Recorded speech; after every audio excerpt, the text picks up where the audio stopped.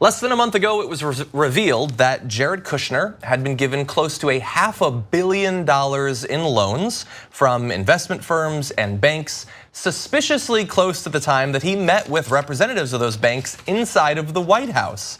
Now, his organization, the Kushner organization, he bears his name and his family runs it, but he's not supposed to have any sort of direct dealings with it. That's part of the thing that's supposed to stop blatant corruption from going on inside of the White House.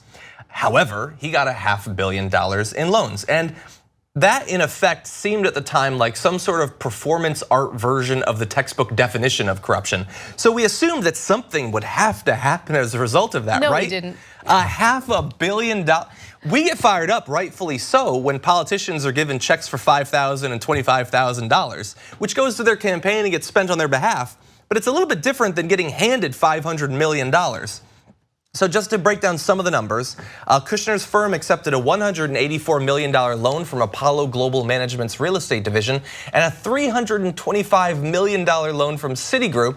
Both loans were made after Kushner met with top executives from each firm at the White House. Now, you might think maybe his organization is just the best real estate company ever, but we've been hearing tons of things about how they've squandered key pieces of real estate inside of New York. So perhaps it has a little bit less to do with their business expertise and a little bit more to do with their access to the White House. Maybe we will never know. Now, we did have reason to believe initially along the way that something could be done. The Wall Street Journal reported Monday that the head of the Office of Government Ethics informed a Democratic lawmaker that the White House was examining whether ethics rules or criminal laws were broken in Kushner's dealings. That is a ridiculous sentence. How could that possibly not involve at the very least the breaking of ethics rules, if not the actual letter of the law? That said, we now find out that perhaps the White House isn't going to do anything, and so we will turn to Sarah Huckabee Sanders. Jared Kushner's attorney said yesterday that the White House counsel had conducted an investigation into loans that were given by companies, executives he met with. They cleared him, said no issues were involved. Can you confirm that there was an investigation and that the counsel's office cleared those loans? While the White House counsel's office does follow up with staff to assist with compliance with various ethics standards, it is not probing whether Jared Kushner violated the law. The White House indicated to OGE that we are aware of news reports and would proceed as appropriate. Beyond that, we do not and will not have any further comment. That is a Sarah Huckabee Sanders that does not want to be talking about this. We do not and will not have any further comment about the fact that he got $500 million in loan. I say it over and over because it's ridiculous. I mean, we have a lot of instances of political corruption that we've dealt with. And I like to think that it's usually between the $50,000 to $3 million range or something. I can't really get my head around $500 million. Historically, we have had a huge issue in this country with administrations in power who refuse to use the power that they have to bring evildoers to justice, right? To go after the rich and powerful who have taken advantage of Americans, who have destroyed the economy, who have done terrible things, who have broken laws. We've been frustrated and angry with previous administrations for refusing to take real action. But here's the issue. The evildoers are in the administration. So what would make anyone think that there would be a proper investigation into that gigantic loan that Kushner got? You actually were inaccurate in presenting this story. Not in the facts of the story. You were inaccurate in thinking that we were assuming that there would be any justice in this case. Because it's $500 million. Let me be clear about something in regard to this story. And this is going to sound salty and bitter, but it is what it is, okay? We get what we get, okay?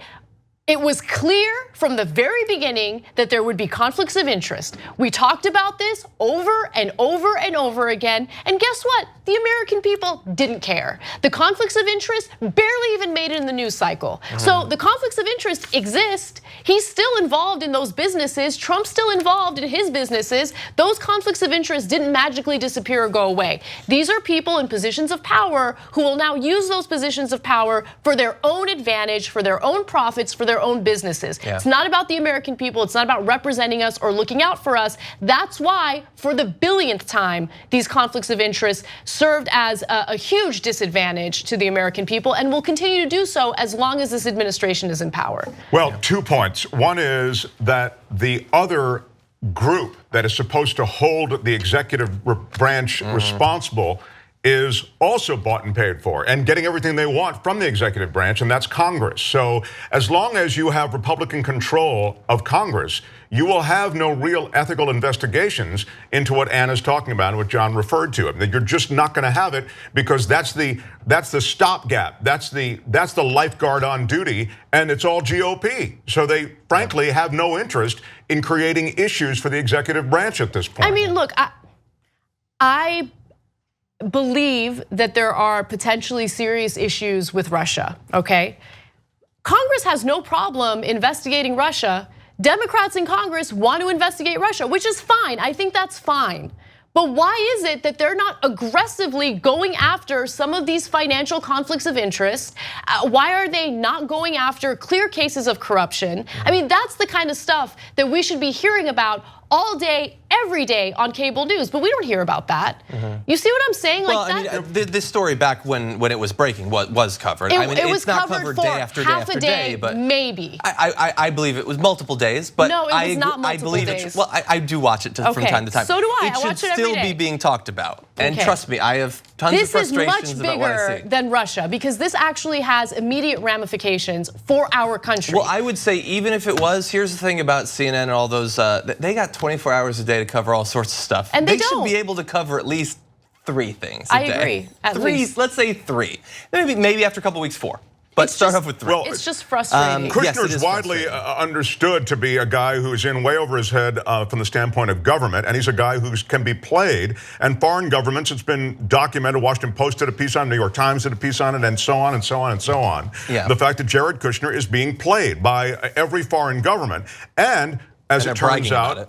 It turns out by big banks controlled by government. Remember this, part of this $500 million is associated with that Qatari loan that he couldn't get, and the Qataris shut down on him. And then, remember, all this stuff happened within like a week of the meetings at the White House. Then he got that money, and then he started speaking out and started leaning on the Qataris. So it's pay to play here, and it's coming right in the front door. As Anna says, there's a kind of corruption we're used to seeing in Washington, which is all the ways that guys usually get payoffs and payoffs into their re-election campaign and all the rest. But this money is coming right in the front door, and they're paying for access to the president. Exactly, yeah, and the numbers are just exponentially higher.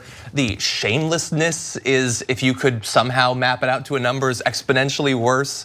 And it's just brazen. It's so brazen. It's so brazen. You saw it in Sarah Huckabee. Look, I know as much as anyone else that for the past 14 or 15 months, waking up every day, it is a pummeling to your brain looking at this news. And honestly, investigating every story and caring about every story takes a toll on you psychically and psychologically. And I understand that that is difficult. And when that sort of cognitive load is placed on you, some people check out. And some people want to simplify things. And so there's this idea that some people spread from time to time on certain topics that it's all the same and the parties are the same and the administrations are the same, because that's far simpler on a day-to-day basis to believe than to actually see how things differ. But in the past, where there's corruption, there can at least be an attempt at a cover-up. There can certainly be people who are fired as a result of it. That did occasionally happen in the past. We're talking about something so much more blatant.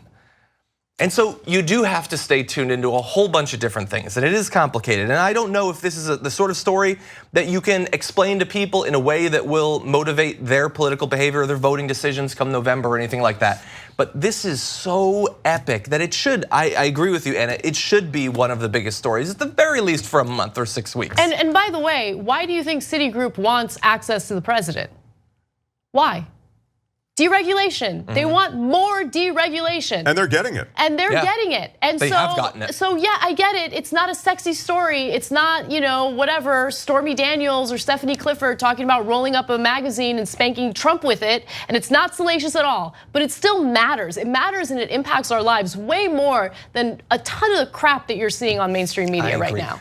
And that gives me a solution. If we could just Photoshop Jared Kushner spanking the Citigroup CEO, maybe people want to tune in then. But you know, a clue to this came early on, before Donald Trump was president. As Anna said, and as we've documented here many times, we all knew that there was going to be incredible conflict of interest. These guys weren't going to divest. They weren't going to set up any blind trusts. None of that was going to happen. But when Trump didn't release his taxes, and we all knew his taxes might have been under audit, although I don't think so. I'm really calling BS on that. And we never saw any real documentation on a federal level that would have backed that up. But when he didn't release it, everyone was so shocked. And then, he will. How can he do this? That was the first sign. No. It's so what? I didn't. Yeah. You know, what are you going to do about it? So what? I didn't divest myself of these companies. Trump is still a part of his companies. So what? What are you going to do about it? They come from the world of real estate moguls. That's a world of denial. It's a world awash in money. There is money laundering and all. I'm talking about the corrupt ones, but there's certainly signs here that these guys don't play it straight. The Kushner company, I mean, there are people in the Kushner company who have been under indictment over things involving questionable real estate deals. His dad's been in prison. Exactly. Come on. Yeah. So, in a sense, that is a family tradition I would like to see continued in the future. We're both shocked and not surprised. Exactly, yeah. And I saw recently the author of a book called How Democracies Die, who has studied around the world how countries that were democratic fell into autocracy in various forms. He says now that this is not the sort of thing where when you cast off these norms that are not codified in law or any sort of regulation, they're just things that we've agreed on as a society, you do not often get them back. And that is the scary thing for me, that these ideas that we can simply weather this storm and then everything's going to be amazing afterward will emerge into Candyland in 2 or 4 years. There is historical precedent to believe that that is not actually going to be the case. So we have to fight to make sure that it is actually the case. You just watched the video by the Young Turks, the home of the revolution. If you'd like to get the full show, come join us and become a member. TYTnetwork.com/join.